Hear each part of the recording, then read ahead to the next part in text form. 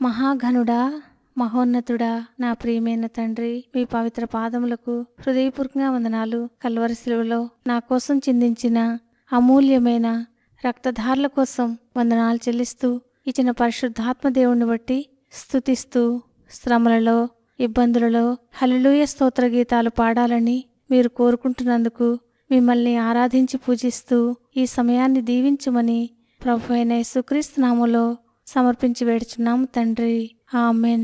ఫిబ్రవరి 28 ఎడారిలో సెలయేర్లు అనుదిన ధ్యానమాలిక. దేవునికి ఎల్లప్పుడూ స్తుతి యాగము చేయుదుము.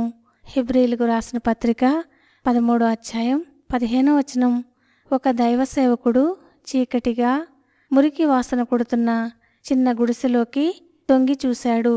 ఎవరు బాబు అంది అంటూ ఒక నీరసమైన స్వరం వినబడింది.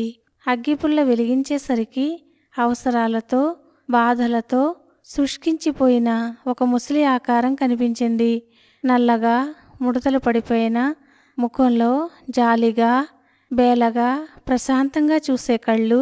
ఆ కుక్కి మంచం మీద పడి ఉన్న ఒక ముసలవ్వ. ఫిబ్రవరి నెల చలి వణికించేస్తున్న ఆ గుడిసెలో చలి కాచుకునేందుకు కుంపటి లేదు.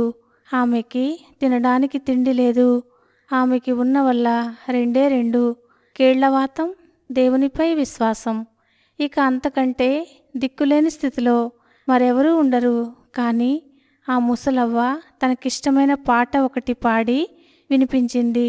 నేను పడే కష్టం తెలియదెవరికి, యేసుకు తప్ప తెలియదెవరికి. నేను పడే కష్టం తెలియదెవరికి. హల్లెలూయా స్తోత్రం.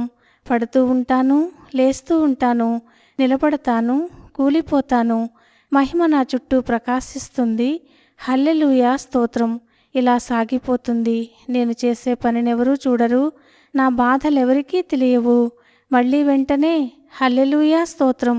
ఇక చివరి చరణం చూడండి. నాకున్న సంతోషం తెలియదెవరికి, యేసుకు తప్ప తెలియదెవరికి. ఎటుపోయినను శ్రమపడుచున్నను ఇరికింపబడు వారము కాము. అపాయములో ఉన్నను కేవలము ఉపాయము లేని వారము కాము. తరుముపడుచున్నను దిక్కులేని వారము కాము. పడద్రోయబడినను నశించు వారము కాము.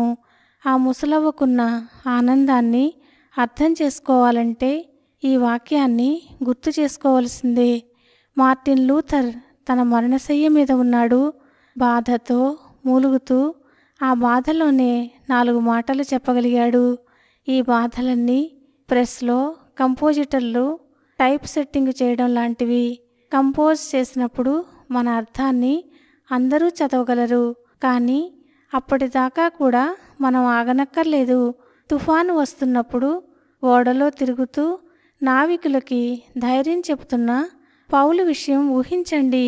భయంతో కొయ్యబారిపోయిన వాళ్లతో ధైర్యం తెచ్చుకోండి అంటున్నాడు. పౌలు, లూథరు, ఆ ముసలి నీగ్రో స్త్రీ, వీళ్ళంతా వికసించిన సూర్యకాంతి పుష్పాలు. దేవుడు ఈ మాటలను దీవించునుగాక. ఆమెన్.